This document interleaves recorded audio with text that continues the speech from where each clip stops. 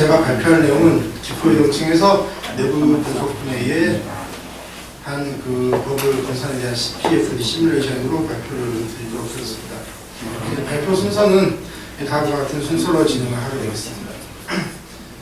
다들 아시는 것처럼 석유 에너지 자원 고갈이 되면서 그 많은 대체 에너지 중에 하나로 그 각광받고 연구되는 것이 이제 그림에서 보시는 그 태양전 지판이 되겠습니다.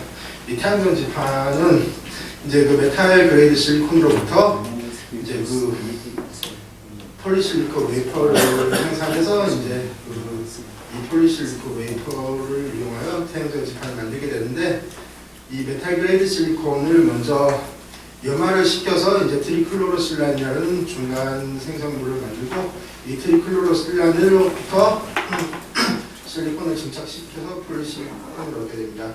이 메탈 그레이드 실리콘으로부터 이제 트리클로로실란을 생산하는 과정에서 그 유동층 반응기를 연구하고 있는데, 저희는 이 트리클로로실란의 염화를 위해서 이제 유동층 반응기를 연구하는 과정에서 콜드베드를 이용한 연구를 이제 시뮬레이션을 통해서 수행하고 있습니다. 그래서 다들 아시는 것처럼 CPFD 이제 바로 푸다는 그 유동층 시뮬레이션에 특화된 그 상용 툴인데, 그 기존의 올러리언 어프로치나 라그랑지언 어프로치와 다르게 이 올러리언 라그랑지언 어프로치를 적용하여 계산 시간이나 그 수렴 안정성에 좀 더 장점을 가지고 있습니다. 따라서 그 계산 시간이나 효율성 면, 안정성 면에 있어서 이제 다른 CFD보다 이제 우수한 것으로 많은 사람들이 최근에 사용을 많이 하고 있는 추세입니다.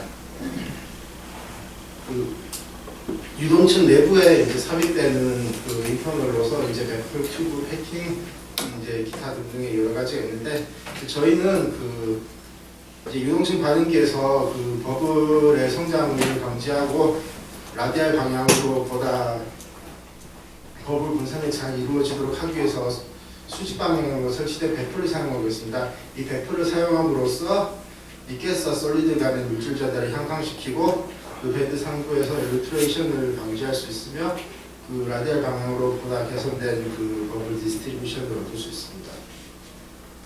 네, 그 다음 페이지는 시뮬레이션 결과로부터 얻은 그 버블 상승 속도를 그 기존의 관계식과 비교해보고자 사용하는 식을 제시를 하였습니다.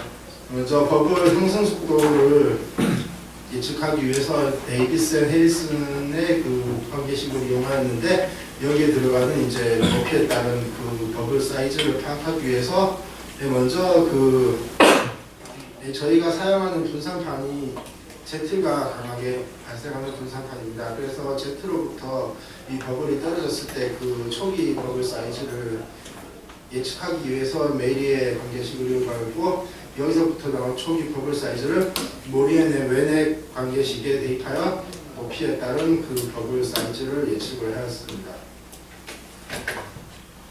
따라서 저희의 연구 목적은 그 메탈 그레이드 실리콘이 들어있는 콜드베드 장치에 대해서 CPFD 시뮬레이션을 수행하여 그 수직 방향으로 설치된 베풀이 버블 플로우에 미치는 영향을 파악하는 것입니다. 그 본 연구에서 그 인터넷의 설치 높이가 그 버블 흐름에 미치는 영향을 파악하고, 이것이 Z 길이와의 연관성이 어떻게 있냐, 그 Z의 영향을 피하려면 인터넷의 높이를 어떻게 정하느냐를 파악하고자 그 시뮬레이션을 진행했습니다. 왼쪽에 보시는 것이 그 저희 시뮬레이션에 사용된 실제 장치의 모사들입니다. 먼저 높이 2.4m, 직경 0.3m의 그 아크릴로 제작된 쿨드 반응기에 그 수직 방향으로 설치된 베풀이 들어가 있습니다. 분산판은 그림에서 보시는 것처럼 이 두 개의 노즐을 가지고 있으며 그 재원은 다음과 같고 사용된 그 베드 머티리얼의 물성은 다음과 같습니다. 실제 그 커머셜 반응기에는 이 인터널이 한 개만 들어가 있는 것이 아니고 수십 개의 인터널이 어레이로 짜여져서 들어가 있는데, 저희는 그 스케일 다운을 하다 보니까 그 중에 일부분만으로 그 이 노즐 2개짜리와 그 수직 방향의 베풀 하나가 들어가는 형태로 시뮬레이션을 하였습니다. 시뮬레이션에 사용된 모델이나 변수는 왼쪽에 제시된 표와 같습니다. 오른쪽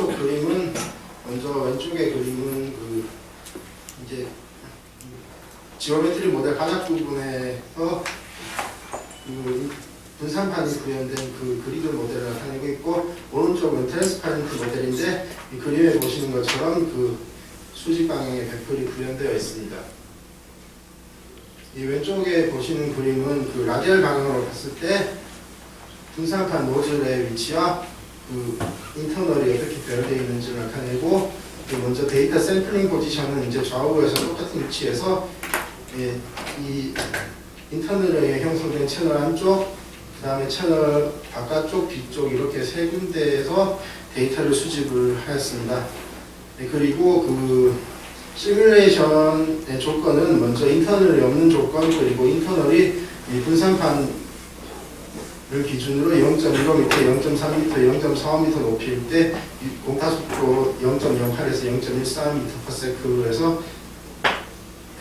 데이터를 얻었습니다. 그 다음 그 시뮬레이션 데이터로부터 이 버블을 파악하기 위해서 왼쪽은 그 이제 볼륨 프랙션에 따라서 이제 컨투어로 나타낸 그 버블이 형성이 되어 있습니다.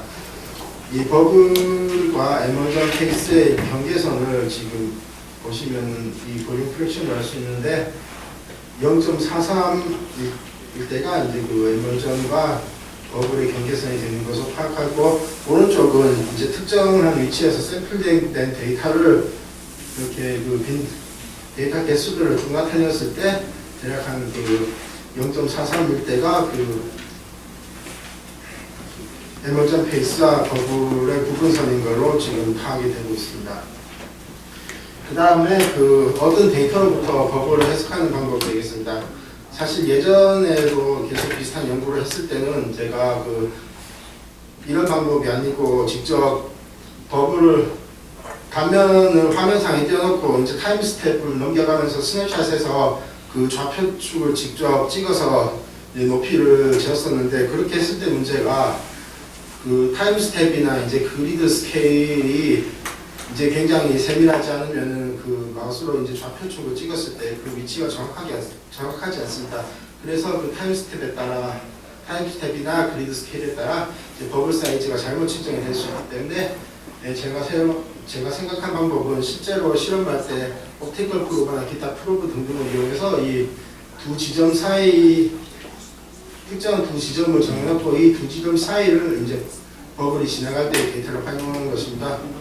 그래서 앞 페이지에서 보여드렸던 그 버블과 에머전 페이스 사이의 값을 기준으로 해서 이 아래쪽 위치 H1과 H2 사이가 지나가는 그 타임 차를 이용해서 다음과 같이 버블의 상승 속도를 시뮬레이션으로부터 구하였습니다. 네, 그래서 시뮬레이션 결과에 대해서 말씀드리면, 먼저 그 각각의 공탑 속도로부터 그 Z의 길이를 먼저 구했는데요. 저희가 시뮬레이션 조건에서 설정한 0.06에서 0.14까지가 대략 그 0.15m 위에 설치된 인터널로 치면은 이제 Z가 거의 인터널에 닿거나 아니면 인터널보다 약간 높은 위치에 있을 수 있습니다. 그리고 오른쪽은 이제 그 초기 버블 속도를 예측한 그림이 되겠습니다. 근데 그 여기에서 보여드린 그것보다는 이제 뒤쪽이 이제 그 높이에 따라서 이제 버블의 크기를 예측한 화면인데요. 그 앞에서 보여드렸던 그 버블과 에머전의 경계를 기준으로 이 거리를 찍은 것과 이 오른쪽 그림은 그 시뮬레이션 타임 20초에서 30초까지 이제 평균 볼륨 프랙션을 나타내는 것인데요. 이 경계선 사이의 그 거리를 재고가 비슷한 값을 나타내기 때문에 저는 이 두 번째 그림 B로부터 이 두 경계 사이의 간격을 측정하여 다음과 같이 그 버블의 크기를 예측했는데요. 그 초기의 그 버블 크기가 이 앞에서 예측한 것보다는 상당히 좀 작게 모사되어서 이제 그 코릴레이션을 이용해서 측정한 그 버블 사이즈보다는 하단에서는 좀 작은 사이즈를 나타냈는데 상단에서는 비슷한 그 사이즈를 보여주고 있습니다. 그래서 그 이제 왼쪽이 이제 인터널이 없는 경우에 이제 버블의 플로우를 보여주고 있고, 오른쪽이 이제 0.45m 높이에 설치된 그 인터널에 의해서 이제 버블이 쪼개지는 모습을 보여주고 있습니다. 그 다음은 그 앞에서 예측한 그 초기 버블 사이즈 그리고 버블 사이즈를 이용해서 그 버블의 상승 속도를 예측한 것인데 그 코릴레이션보다는 이제 실험이나 시뮬레이션 전부 작게 예측이 되었습니다. 그 왼쪽은 그 X축을 공탑 속도를 기준으로 하여 이제 높이 0.7m에서 데이터를 수집했을 때이고 오른쪽은 그 유속 0.1m/s에서 그 베드 높이에 따라서 데이터를 수집한 결과인데 이제 전체적으로 그 코릴레이션보다 작은데 실험과는 상당히 좀 유사하게 예측되었고 이 굉장히 좀 그렇게 뚜렷하지 않은 폭이긴 하지만 인터널에 의해서 버블이 쪼개짐으로써 이제 버블 상승 속도가 조금 느려지는 효과를 나타내는 것을 확인할 수 있었습니다. 그 참고로 말씀드리면 제가 예전에도 한번 발표했었는데 그때는 제가 앞에서 말씀드렸다시피 그 두 개의 그 트랜지언트 데이터를 사용한 게 아니고 이제 화면상으로 그 버블 사이즈를 예측했기 때문에 그때 상당히 그 실험과 시뮬레이션 결과 오차가 많았는데 이 해석 방법을 개선함으로써 어느 정도 실험 결과에 가까운 결과를 나타냈습니다. 다음 그림은 이제 그 인터널의 높이를 각각 다르게 해서 나타낸 것인데 그 특히 지금 0.15m의 높이의 인터널이 설치된 경우 지금 버블이 Z로부터 분리되기도 전에 그 인터널을 치고 올라가는 것을 확인할 수 있었습니다. 그 다음은 그 앞에서 보여드린 측정 위치 세 군데 위치에 따라서 이제 버블 상승 속도가 경향성을 가지고 있는지 그 차이가 뚜렷한지 파악을 하고자 했는데 사실 그림 세 개를 보시면은 이 버블 상승 속도의 차이가 어느 정도 나오긴 했는데 이게 그 위치에 따라서 뚜렷한 경향성은 나오지 않는 것으로 파악됩니다.